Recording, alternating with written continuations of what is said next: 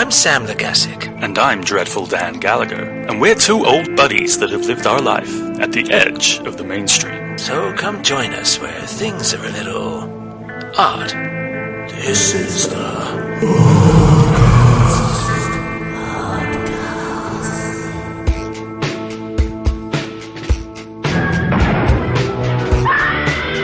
You've got to believe.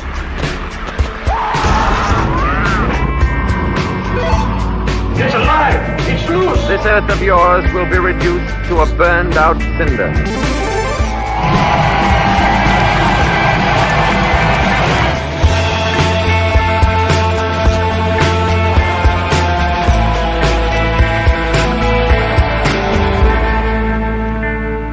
Hi everybody, welcome to ODDCAST Movies, Music and Gaming. And here with me, as always, is Dreadful Dan G. Hello, Dan. Hey, hello, how are you doing? Yes, very well, thank you. Now, Dan, today's episode, I want you to close your eyes and imagine someone screaming at you, calling you a motherfucker over and over and over. And no, it's not Christmas quite yet. It's the Jesus lizard.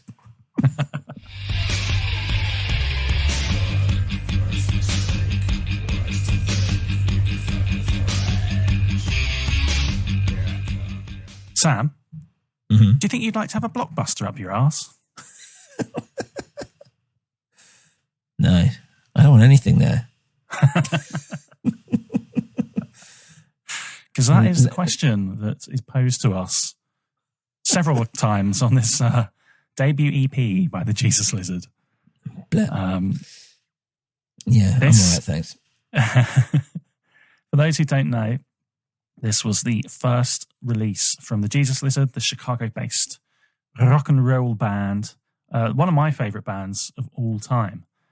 They produced this incredibly intense rock music built on the kind of like, I think, quite inventive guitar of this like jazz-trained guy, Dwayne Dennison. And then behind that, there's just like so tight, like pummeling rhythm section, pounding out this like amazingly like muscular sound. But then on top of all of that, there's just like the utter reckless, chaotic abandon of David Yao and his vocals. Like they just come across as completely demented. They are never really like in check with the kind of like meter of the music. I remember the first time I heard him, I was like, I can't get around this. And then when it clicks, like it really clicks, you know? It's so unusual, so bloody like demented. And the lyrics are like really kind of like ugly, expressionistic nightmare feel. So this, like I said, this first release, this was their debut EP. I'm a big fan. Sam's aware of the band, I think. But so yeah, I've been dying all week to get your first like impressions of this EP. What did you think? Yeah, I was, how do I put this? I was mostly pleasantly surprised. Okay. So it was kind of what I was expecting, but a little bit better than what I thought it might be. So I guess like, for a bit of background, my knowledge of Jesus Lizard is very small. Like the first Jesus Lizard song that I actually think I heard was the Nirvana "Oh the Guilt." I think it was Puss, wasn't it? Puss, sorry. And which was all right, but like, I was listening to "Oh the Guilt" basically instead rather than Jesus' stuff, but it's still fairly decent. But that's my first kind of instance with them. And then I've heard like bits and pieces since, and then I know you've played some stuff as well, Dan. But I quite enjoyed this first one. I guess like the main thing which kind of stands out, and I know this was before they got like a real drummer, so it's just that drum machine in the background, which started to grate basically after a while. To be honest, but yeah, I genuinely enjoyed it more than I thought I did. What year was this? 1989, wasn't it? Yeah, 89. Yeah. So this came out like basically a little bit of kind of background on the formation of the band. They first started in Austin, Texas. So, I love Austin, Texas, by the way. I've been there, you've been there? and it is great. It's kind of like, I get the impression it's like really alternative. Yeah, they like keeping Austin weird or something like that. Oh, yeah. They're like tag. Yeah, it's a really cool city. Yeah, I went there to do some filming with John Lee Hancock, who's from there, who did God, he did Saving Mr. Banks is the only big thing I think of. He's done tons of shit. Fucking hell, John Lee Hancock. He did The Alamo, which is a massive failure, which he didn't really talk about very much. But yeah, it was quite cool because we went around to like all these like bars and clubs, and like they've got like, you know, vans, basically food vans that you could buy some cool street food on or whatever. Nice. And yeah, Austin was one of those places where I was like, I could live here. I can see why, like, who's like Joe Rogan, I think, has moved out there to do his podcast now, whatever. It's like, I can see why people live here. It's cool. Like, it's just a cool city. You didn't go to, is it Cat's Cradle by any chance? I think that was like places, but just dragged around. So yeah, I'm not sure where I went. Well, because like Austin in the 80s was a hotbed of like this kind of post-punk stuff that morphed into like, I don't know, something weirder, you know? So there was like big boys. From them, you know, you got Scratch Acid. Yeah, David David and David William Sims. Right. Were both in Scratch Acid.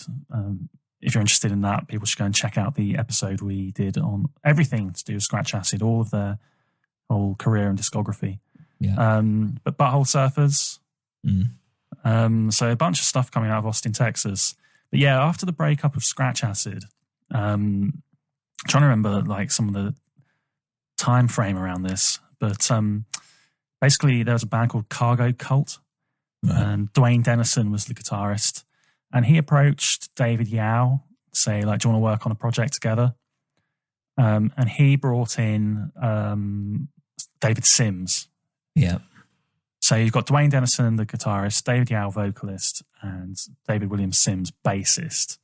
And they kind of like had their first rehearsals. Apparently they said they just found a abandoned house where like the electricity was still on.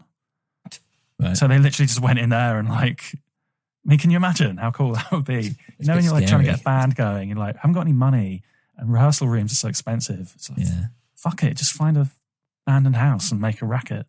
Well, that's the main problem that I always feel like we have here in England, basically. It's like, especially where we were, /are, is that there's just no, like, I always feel like America, there's loads of space. I mean, obviously it depends where, but like for the most part, and you could just go anywhere because there's just a lot of space.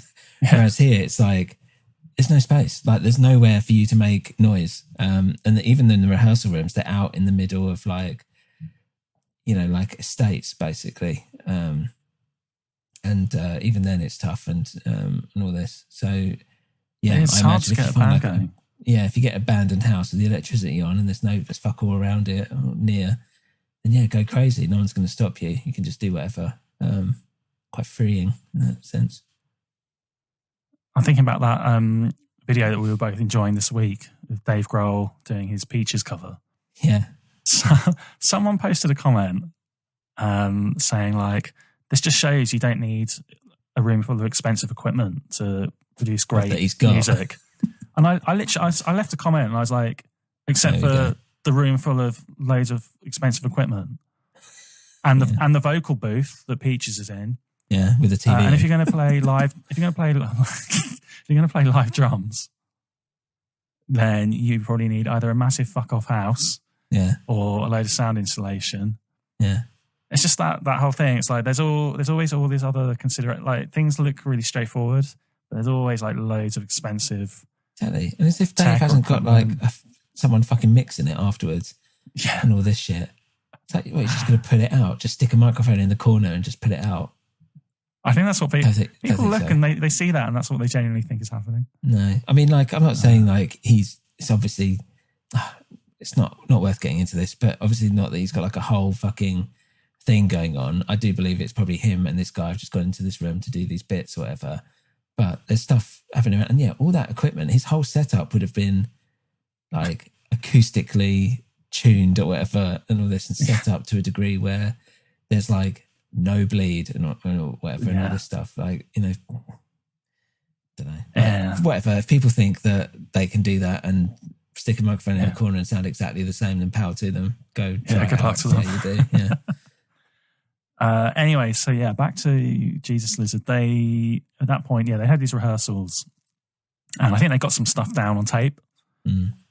And then Rape Man were formed. Right. So Rape Man, Steve Albini. Yeah. This was his first band after breaking up Big Black. Mm-hmm. And David Sims joined Rape Man. Right. So he relocated to Chicago to be with Albini. Was he part of the was he part of the Marvel Cinematic Universe? David Sims? Rape Man. Oh. Should be. They didn't include him. That's a bit... It also makes me think of... He wasn't until Disney took over the franchise. Yeah, Disney were like, I don't know about this Rape Man. It reminds me of that Always Sunny Dayman. I don't know if you watched that. I haven't seen that Rape one. Man. Sorry, go on. He's an actual character. He's a character from an anime. Rape from the Man. 80s. Yeah. That's where Albini got the name. Right. From some horrible Japanese comic. Albini. What a weirdo. So David Sims took David Yao with him. Right. So Dwayne Dedison's gone, like, kind of said, suddenly, like, both these guys are gone. Mm. And I'm, like, sitting around for about a year going, well, that was good. Will anything come of it? And apparently they basically just said, like, just come up to Chicago. So that's how they moved from Texas to Chicago. Right. And yeah, at that point, they worked with Steve Albini. Yeah. So December 88 to January 1989, they recorded Kitty Empire. I think they worked on the stuff they'd already recorded and just carried on with it and recorded some new stuff. Like you said, Sam, they used a drum machine here, an Alesis HR16, if that means anything to anyone. No. So it's kind of like there's quite a strong link here. You know, it doesn't sound like other Jesus Lizard stuff. It sounds somewhere between like Big Black, who used a drum machine, and Scratch Acid. It's kind of like Scratch Acid jamming with Big Black. Right. Yeah. And it's also like, it's more of a project, I feel like. You know, they're like just chucking some ideas around. Let's see what this sounds like. They haven't yet galvanized into a band. So this is like really, really like fetal Jesus Lizard. Right. So should we go into the songs? Yeah, let's go into the songs. So there's not many, is there? There's only 6 tracks, right? 5 tracks, and then there was a live. There's a live version of Bloody Mary, which was on the Spotify. I don't know if it's if it was on the original release or anything. If it's an extra little thing they've stuck on. No, that's from a double 7-inch single they released around 1993, I think, called Lash. Right. Okay. And they've obviously tacked it on because it's Bloody Mary. But yeah, we can come to that as well. Yeah, well, I did listen to that, but yeah, I mean, it's the same song. Okay, cool. So, well, nice. Let's do it. Shall we take a little break and then you can listen to some Blockbuster and we'll come back and have a chit-chat about it.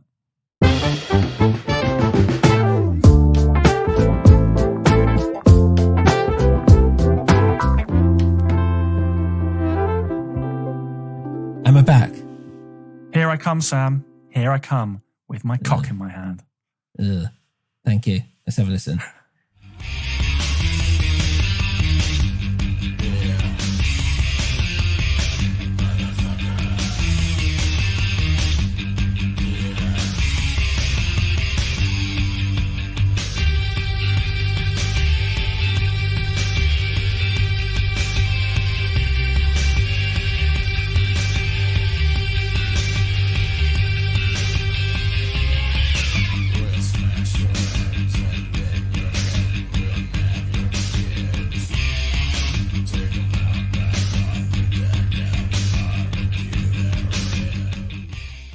Did you like that song, Sam?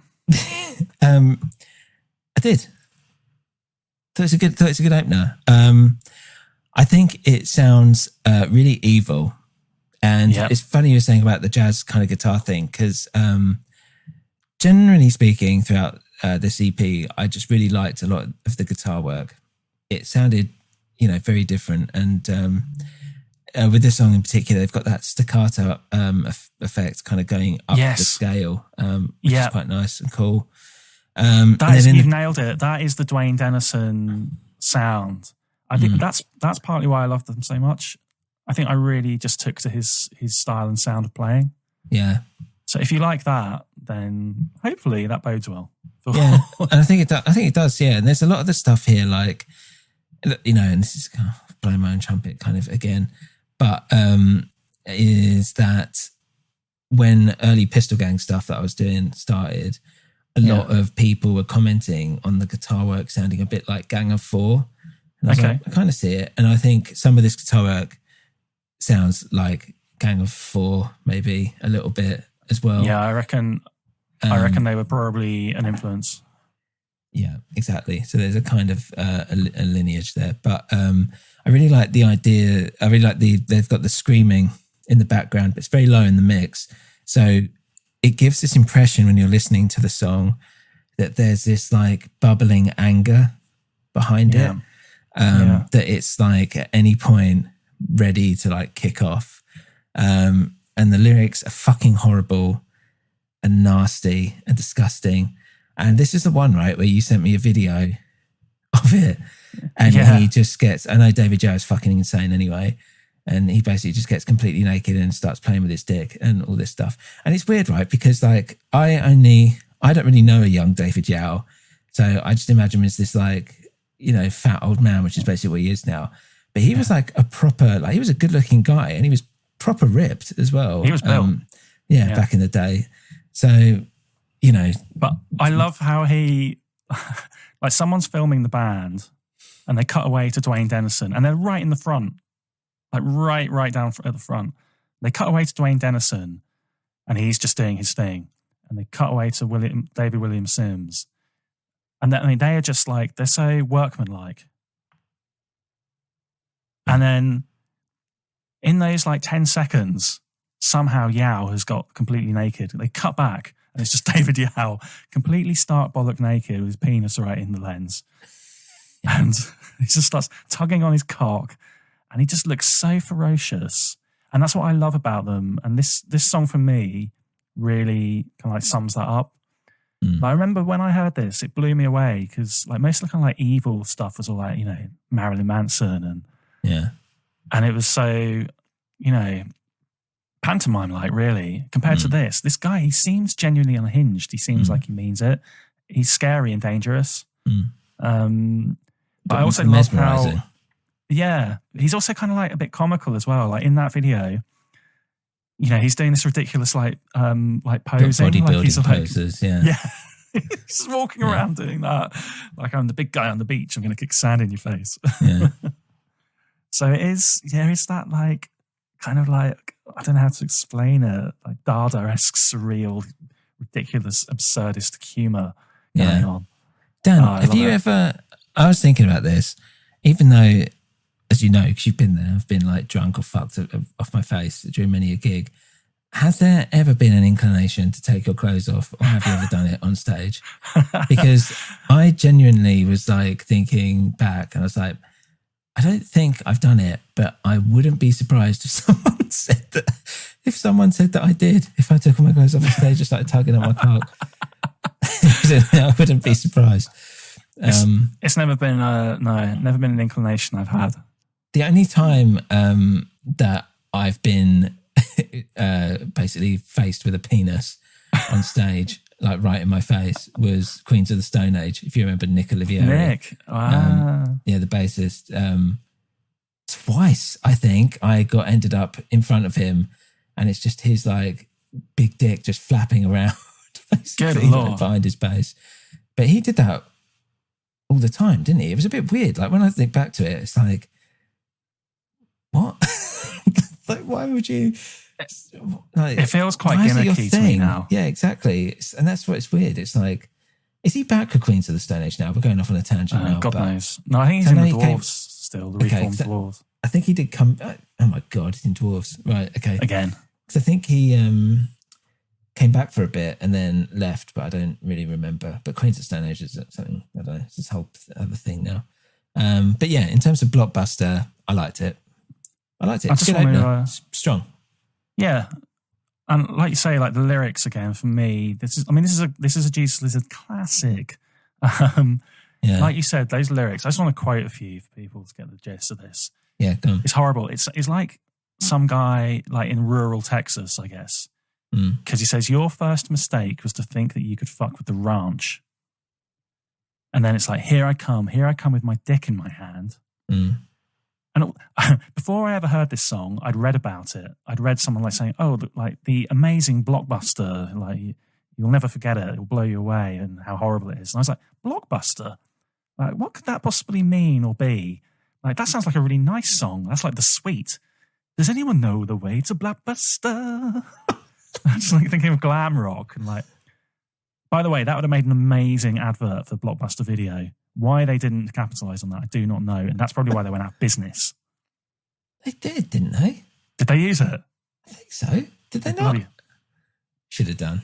They should have used Sorry, this. Yeah. True. Because then in the follow-up line, here I come with my dick in my hand. Do you think you'd like to have a Blockbuster up your ass? I love it. First time I heard that, I was like, Jesus. Yeah. Do ya? Yeah. Motherfucker. Well, I got kicked in the eye by David Yao. If that had been my last, if he'd kicked me in the throat and that had been my last living, breathing moment, I'd have gone out happy. Right. Would you?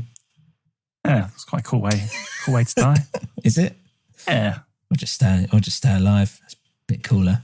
Well, I mean, but if you had to die. Well, you do have to die. Being kicked in the eye by David Yao. You definitely have to die. Anyway, he goes on to then talk about like getting their kids. We'll nab your kids. Yeah. Like it's throw nasty. them in. It's horrible. So like throw them in the ivy and water them with piss. Do you think you'd like that? Yeah, it's really nasty. Yeah, but that is what I like about it. Yeah. And like you said, it's cool how there's two vocals. You've got the shouting one at the back, and you've got this very flat atonal kind of vocal as the lead vocal. And I think that's not David Yao. I think that's David William Sims. Oh, okay. He never sang again on another Jesus Lizard song. So it's quite disturbing because he seems really just like unemotional, removed. It's just these really flat like threats being made. Yeah. Do you think you'd like to have?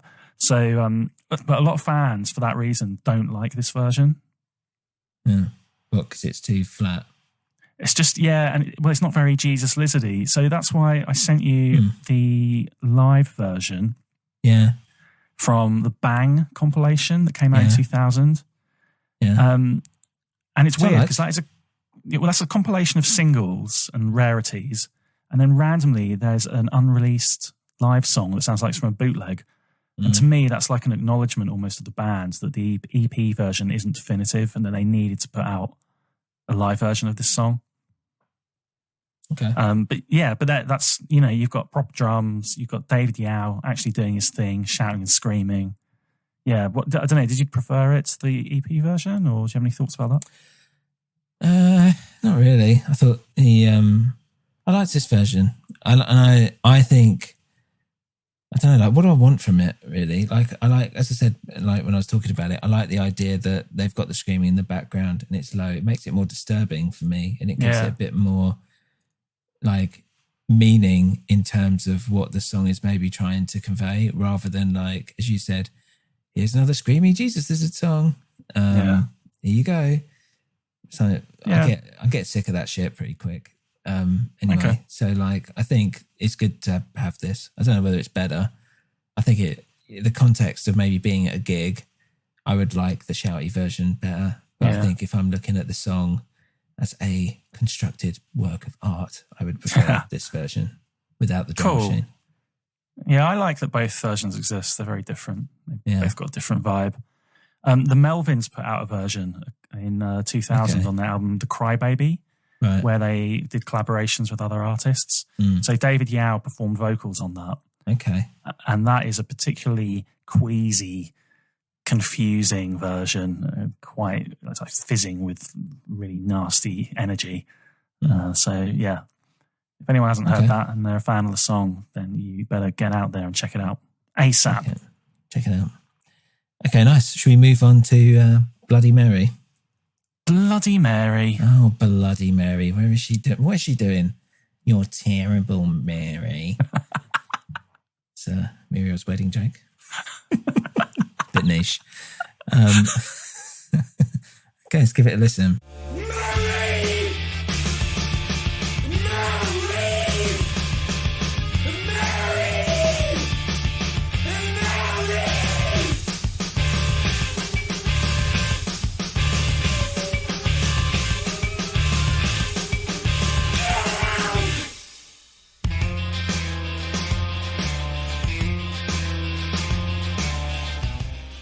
Right, Dan. Well, here's a lovely little ditty. A nice Christmassy, happy song. Yeah. Bloody Mary. Indeed. Yeah. Did you like it? I don't like the electronic drums, and I'm going to keep saying this out the whole thing, but it was really starting to grate here. I thought it sounded a bit Idols in some places when he's like shouting Mary and stuff. Just that kind of shouty singing that Joe tends to do in Idols. He must be a Jesus Lizard fan because obviously they got David Yao on the last album. Oh yeah, fuck, they did, didn't they? So he's probably patting himself after some of that. Yeah, that's a good point. Yeah. Yeah. Again, interesting guitar work. I liked the lyrics because even though it's about suicide and basically and she's Bloody Mary in a sense that she's slit her wrists in the tub. And the idea of like, what is it? She sits in a tub and relives stories she never lived. I was like, that is a beautiful line. Yeah. That's a really nice line. And it's that kind of, how do I put this? Sometimes, you know, that thing of like, when there's a certain, almost like pleasure you get from depression, that people kind of get a bit addicted to. There's a term for it and I can't remember what it is.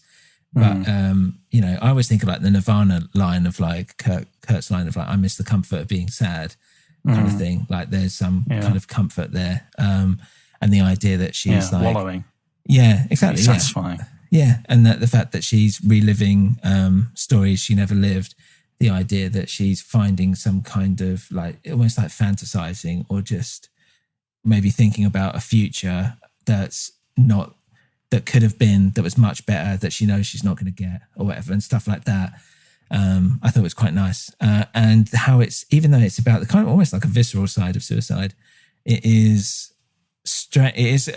anti-suicide in its own way, but at the same point, it doesn't do it in a patronizing way, like, hey kids, don't kill yourself kind of thing, or suicide's bad or anything like that. It kind of plays around with the sadness of it and makes it more poignant almost. And I quite liked it for that in terms of lyrically and also musically. I thought it was interesting. So yeah, it was all right. It's good. Interesting. I've never thought of it in those terms, but now you're saying that, it makes me think of the Scratch Acid song Owner's Lament, which similarly is quite a poignant song. And that's about, you know, someone seemingly left alone on their own in some horrible house. But yeah, I like this. It's got that kind of like creepy area vibe on the verses, but then smashes into that really like stabbing, intense chorus with all the shouting. I think this is the song that kind of all this EP points the way forward for the Jesus Lizard. And a lot of fans really rate this song, and the band themselves must have done as well, because this stayed in their set list for a long time. Right. I think it's good. I think they did this sort of thing much better, almost immediately, like from the next album. So it's never kind of like stuck around as one of my favourites. But yeah, I think just listening to this EP and like listening to your comments on it, I do think, yeah, maybe it's a bit underrated. Yeah, I like it. Yeah. What did you think of the live version then? Obviously, that removes the bloody drum machine. Yeah. Yeah, which I enjoyed. Yeah, it was, I guess because it's so like raw and visceral anyway, it's tough to listen to a live version in, how do I put this, without seeing it in context or whatever. But as in, it sounds similar. I mean, what else is it going to sound like? This is a terrible explanation. It was fine. It sounded like the song, except live. And all right, it's a bit more like, you know, David Yow, crazy, eccentric, whatever, over the top of it. But it wasn't like I was like, oh wow, that's a wonderful take on that song. I guess like having the actual drum kit rather than a drum machine makes it better. But yeah, don't know. Like, yeah, cool. Live version. It was just the song live. Yeah, exactly. That's what I'm kind of getting at. Okay. Yeah. So cool. the next track.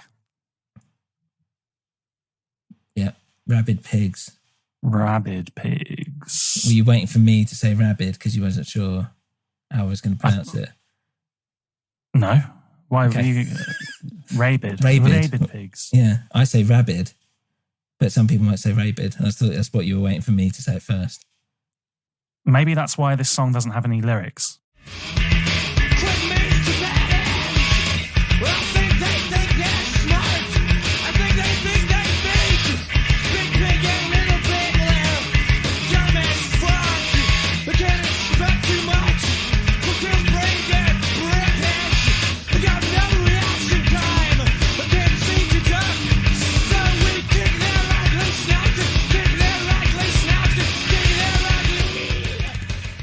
And of course, it does have lyrics. The instrumental one's the next one, isn't it? Starlet. Yeah, I was going to say, I think it does have lyrics because it talks about people having babies and all this stuff. Well, I thought, all right, let's get into it. So the pig noises are fucking horrible. They're disgusting and I hate them. Yeah. It's nasty. And Yeah. as a song, it's kind of fine. I was listening to it and with the lyrics of the stuff, I was thinking, is it basically saying about scummy people don't have kids? Scummy people kind of having like 100 kids or whatever, like these fucking pigs, like at the trough, like this kind of underbelly of like, you know, like a social class or something, or a type of person that is just like scum, basically. The I think you could be right. Just animals breeding or whatever. That's kind of what I was, you know, thinking about, or that's the impression I got when I was listening to it. I didn't particularly think their fucking snouts in. Yeah, exactly. I didn't particularly think much of it. There's the weird drum solos at the end, which I quite enjoyed, I guess. I was listening to it going, maybe this works better live. It didn't really hit me much in this. I've never heard a live version. I presume they dropped it pretty quickly. I've never really liked this so much. I think it's more industrial sounding than the first two. Yeah. And it's kind of just like it's pretty straightforward, isn't it, right? It's just like musically, it's not that interesting. Yeah. Fine. I think it's probably my least favourite song here. Yeah, I would agree, basically, because I think I quite like the rest of it. Okay, shall we move on to the next one? Yeah, Starlet. Starlet.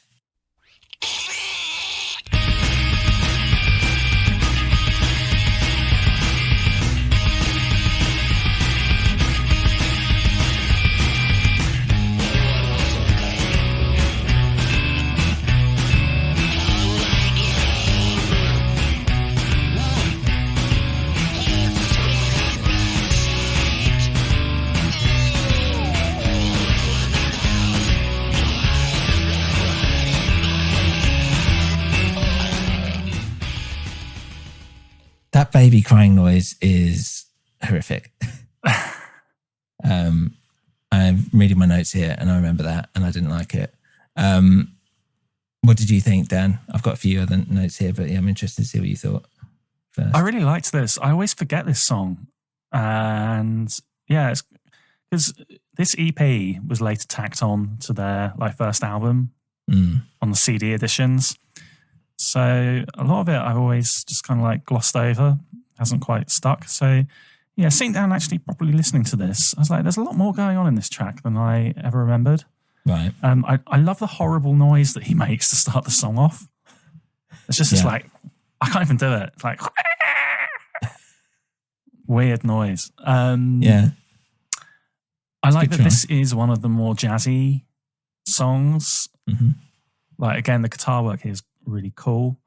And then I just felt like, it's a bit of a throwaway. Like, they could have done more with this. Because David Yao just makes these horrible, sort of strangled, obscure noises. Do you know what I mean? They're just in the background. But they could have, I just think they could have worked on this a bit more and made it more of a song. Because it feels like a lot of potential, not quite realised. Yeah. Okay, fair enough. It was all right. Fine. What did you think of the guitar? Good guitar work, I've put here specifically. The weird, horrible noises on top, add to it, I guess. It felt like maybe it was a bit of a jam or something. Yeah. Like there was a kind of an improvisational element to it. It was okay. Bit more it was of an all right. atmosphere kind of piece, isn't it? Yeah, exactly. Atmospheric. But with a lot of these bits, I'm enjoying the kind of guitar stuff that kind of is being done here, and I think that's what kind of makes the song really good. And then the next song's kind of in a similar vein, I suppose, in that it's like atmospheric with some very, as well, jazzy guitar. Is the song Breaking Up is Hard to Do. However, Sam, you may know it as Happy Bunny Goes Fluff, Fluff Along. Yeah, that's what I've got it written down as. So that was lucky because I started freaking out there a little bit. I listened to the wrong thing. Let's hear it.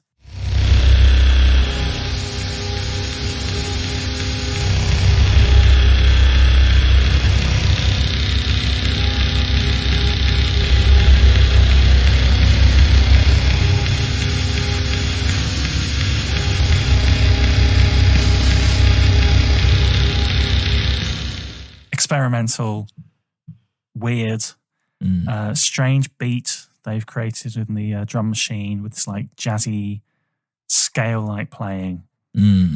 No yow until right at the end. You get a really kind of like suppressed, kind of raw, or like distorted kind of yow sound. It's like a deconstructed Jesus Lizard song heard from another room. Yeah. And this was about as experimental as they got. And then they just dropped this kind of thing completely until much later on, about 10 years later, right toward the end of their career, they picked up this kind of sound again.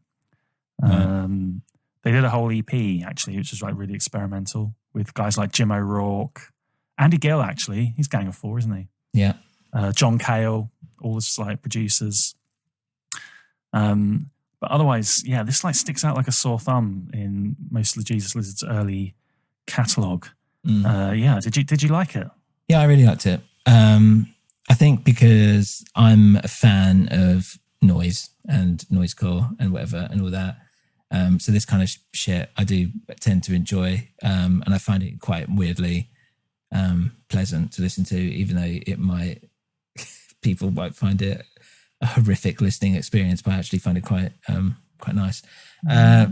So I like the drums in the background that are kind of thudding, because here I think it's a good use of having an electronic drum kit, because it basically sounds like you're walking through a nightclub, if you know what I mean. And it's like almost, like a German fucking goth fetish club or something. And there's like an industrial element to it. It reminds me slightly of like of Lynch, maybe a little bit, if you know what I mean. It sounds like Pistons and Steam. Yeah, exactly. It's like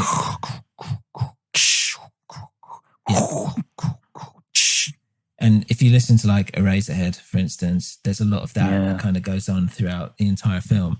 So it felt a little bit like that. And also one of the films that I've got on our list, which we will hopefully come to at one point, is Tetsuo, which is a Japanese film, the Iron Man, basically. And it's not like it's not like Marvel Iron Man or like the Iron Giant. It's a horror to do with how like the Japanese are obsessed with technology, and it's about this guy that basically slowly turns into like a robot, and as well as this other guy who's turning into a robot, whatever, and all this stuff. And that's a really fucking cool film, and I love it. And it's got that kind of similar sound to it, in terms of, because there's not much dialogue in something like Tetsuo. It's all based on this kind of like noise and these pistons and like this kind of thudding going on, whatever. So yeah, I really enjoyed it. I thought it was cool way to end the EP. And yeah, it's a shame, I guess, that they don't do more of this stuff, as you said, till later on. But yeah, I liked it. Yeah, if you did like it, it's worth checking out that EP. It was just called The Jesus Lizard from 1997. Right. And they did a song, actually, the B-side of their single Fly on the Wall from, I think that's 1994, 93. That's got a track called White Hole that's also kind of in this vein, very experimental. Okay. It's funny, the thing with the title of this song. So the original release, it was called Breaking Up Is Hard to Do. And on the label, it says written by Siddhartha Greenfield. Right. Which is like, so it's like a joke, because Breaking Up Is Hard to Do is some Neil Sedaka song. I was going to say the only Sedaka I know is Neil Sedaka. Which was written by Siddhartha Greenfield. So I guess they're just like, it's a joke. So, you know, you think you're going to get Breaking Up Is Hard to Do, and you get this horrible, weird, evil mess. But then, obviously, quite quickly, they changed it to Happy Bunny Goes Fluff Fluff Along. I really don't know what happened there. Yeah. I'd love to know if it was like a label thing, or was it always called that? And they thought, let's just, for the first pressing, play a joke and call it Breaking Up Is Hard to Do. Or did they get worried that it was like a copyright issue? Maybe it was a copyright issue, and they've just thought, what's it really like the antithesis of this sound? Happy bunnies, fluff fluff. Happy bunny goes fluff fluff along. There we go. I've always loved that title. Like that. Cool. Well, and that's it, isn't it? Yeah. Final impression? Yeah. I guess for me, it's quite unique and fresh, even though it's like 30 years ago.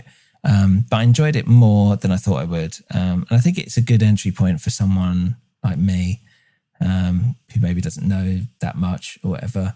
And I feel like there's something here that I would probably like to explore further. It was interesting. It was much more enjoyable experience than I thought it would be.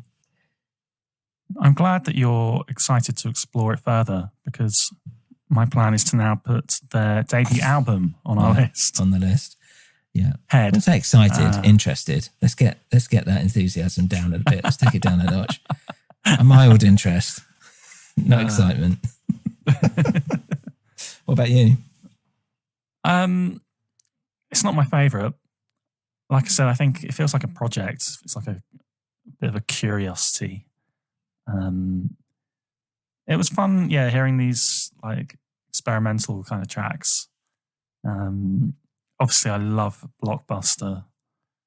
But beyond that, I think it's a little bit throwaway. But it has got a kind of, its own unique sound that's different to the Jesus Lizard, different to Scratch Acid, different to Big Black.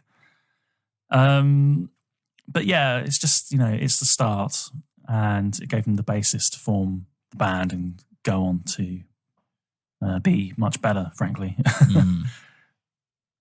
But still worth checking out, and especially if you like that kind of like industrial drum machine sounds, then definitely worth checking out. What do people on the internet think about it? Well, let's have a listen.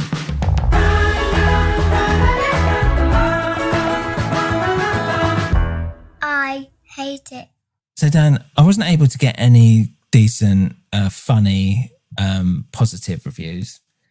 Because to be honest, it was all a bit samey. So I was like, there's nothing funny here.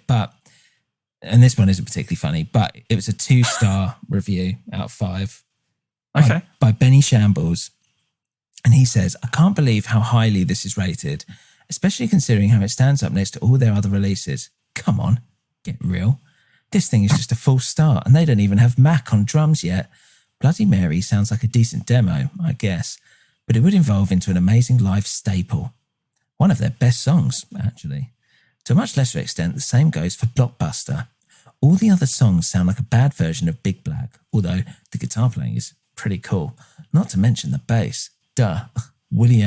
David William Sims, or David WMSIMS, is a legend. David Yao had yet to get comfortable again, and this sounds nothing like his vocals in Scratch Acid or the later Jesus Lizard material. I know everyone's a hardcore fan of this band, but give me a break. This release is by far their least essential and deserving of a rating over 3 stars, which is totally pushing it. 2 stars. To be fair, that's quite a well considered review. Yeah. I thought you might enjoy that because he's basically saying, why are people like jizzing themselves over this EP when there's a lot better stuff out there? Yeah, I kind of think he's right. Yeah. Like if you didn't know the rest of the band's catalogue and this was just a standalone thing and they hadn't gone on to do anything else, wouldn't get that excited about it. Mm. I think, for me, as part of their catalogue, it's more interesting. Yeah, fair enough. Yeah. Cool. What's next, Dan? Nerd's Corner? Well, I love going to my corner. Let me follow you into that corner. Just don't turn around.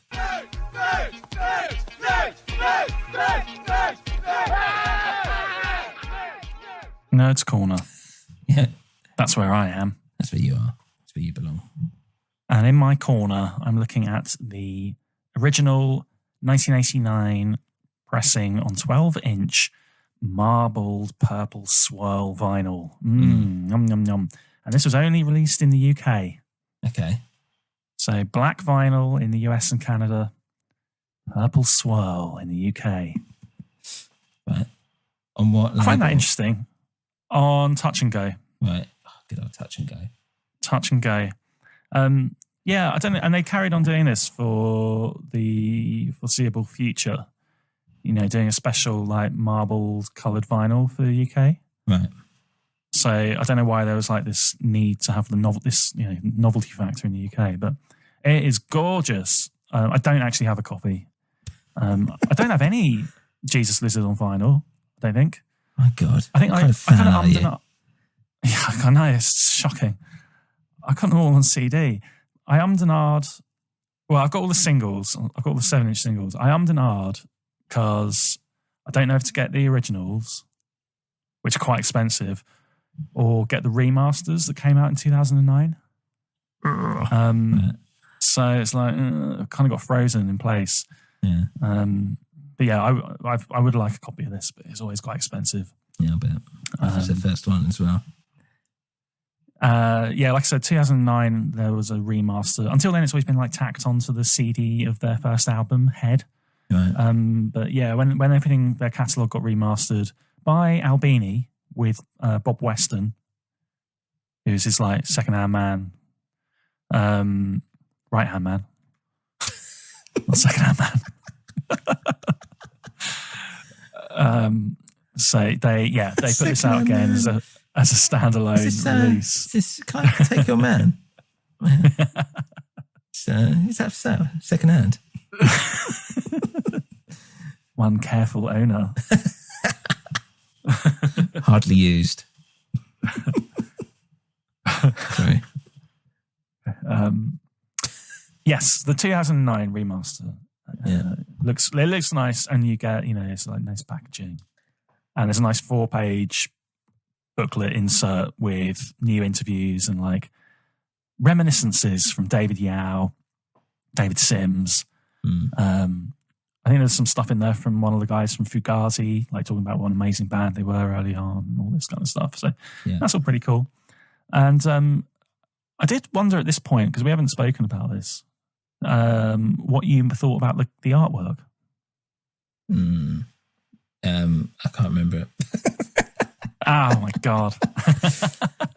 It didn't make an impression in that case. Evidently, yeah. It's just their name, right? And they've got some kind of picture at the front. Some kind of art some or kind of something. picture, yeah.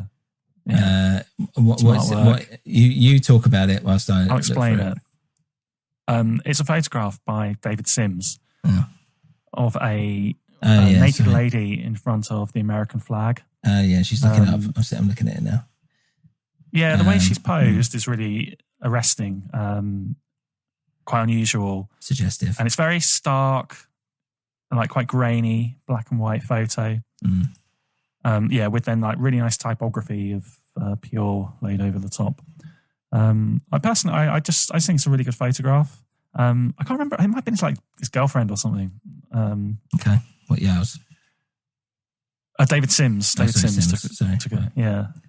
And I like, the use of the American flag. There's kind of like some kind of commentary there, maybe. I don't know. But it's easy to like see it. It's an arresting image and think, oh, okay, there's maybe something a bit more going on here. Yeah, well, I guess it's like, pornographic, basically, and something that's like against American values. And I guess like the way she's sitting there might be seen as suggestive, or like a subservient position to some kind of power, which is like the American flag. And the fact that it's a dirty image, I suppose, and the title of it's called Pure. Yeah, it's kind of, two opposites almost. And he would go on to continue photographing naked ladies for the cover of not the next record, but their second album, Goat. Yeah. You can see more of David Sims' work on that one. Okay, cool. And hopefully we'll come to that in due course. Yeah, at some point we'll stick on the list. Cool, I guess that's it, right? That's it, yeah. If you enjoyed the episode, be sure to let us know you want more Jesus Lizard. Let Dan know about more Jesus Lizard. Message Sam. Message Sam. Go TJL for 2021. God. Yeah. I'm not against it. We'll put it on the list. And if people really want it, then I might think about it. Thanks for that, Dan. That was a nice little introduction to Jesus Lizard there. And I do, I actually do recommend people, if you like the sound of it, just go and check it out. It's only like 5 songs. It's like 20 minutes or something in it. So it's not long. Could listen to it 3 times over in the time we did this show. Yeah, exactly. And probably have had a better experience. So for next week's show, we're not going to take a look at the randomizer. Instead, we're going to do what is one of my favorite, if not my top favorite, Christmas film of all time, which is Gremlins. No, which is, I do like Gremlins, which is Black Christmas, the 1974 film Black Christmas. So we're going to be discussing that on the next episode. Dan, are you looking forward to delving into Black Christmas? I love it. I love a Christmas episode. Feel good, nice, family film, and just really feel the reason for the season. Yes. So that's going to be nice. And if you're sad and lonely this Christmas, lift up your spirits by joining us on the ODDCAST for Black Christmas. And in all honesty, it is one of my favourite Christmas films. So I really highly recommend you guys to watch it. It is a horror, but I would say it's also weirdly a comedy. Yeah. In a really strange way. So check it out, because we're going to be talking about it in great detail next week, and you're in for a real treat, a real Christmas present for you all. So thanks everyone for listening. And when's that episode going to drop, Sam? As it does every week on a Sunday. All right, we're not going to do it like a special Christmas Eve or Christmas Day or Boxing Day. No, you'll have Jesus Lizard to listen to for that. Bar humbug. Yeah, no, every Sunday as normal. We're not changing the dates or anything like that. Stop God's suggesting Day. it. Stop ruining everything. God's Day. God's Day is every day. The real Sunday, the real day when Jesus was born. Yes, every Sunday, and we ate his body and drank his piss. So thanks everyone for listening. And get ready for Black Christmas next week. Goodbye. Goodbye.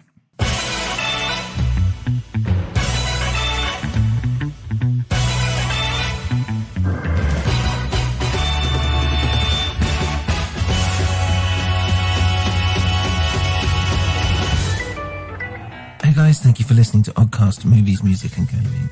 If you want to get in touch with us or get a movie, album or game put on our list to discuss, then email us at oddcastoddballs@gmail.com or a newwinterpodcast@gmail.com. This is part of a New Winter Podcast network, so head on over to newwinter.net to check out our other shows. You can also follow us on Instagram at A New Winter, Twitter at A New Winter, and you can head on over to our Patreon page, patreon.com/A New Winter. Thanks for listening and see you again soon.